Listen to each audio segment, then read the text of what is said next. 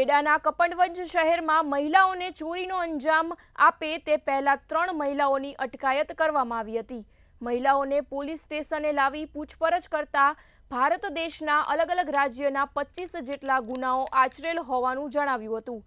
ત્રણેય આરોપીઓ મહારાષ્ટ્ર, રાજસ્થાન, ગુજરાત અને મધ્યપ્રદેશના ચોરીના 6 ગુનાઓમાં નાસતા ફરતા આરોપી હતા। મહારાષ્ટ્ર પોલીસને જાણ કરી આરોપીઓનો કબજો સોંપવા તપાસ શરૂ કરવામાં આવી છે। એમાંથી અત્યારે જે પકડ્યા છે એ લોકો દિલ્હી, પંજાબ, ઉત્તર પ્રદેશ, મહારાષ્ટ્ર, રાજસ્થાન, તેલંગાણા આ પ્રકારના અલગ અલગ રાજ્યોમાં આ પ્રકારના ગુનાહિત કૃત્યોને અંજામ આપેલા છે। 19 જેટલા ગુનામાં એમની ધરપકડ થઈ ગયેલી છે અને અન્ય ગુનાની અંદર એ લોકોની ધરપકડ બાકી છે।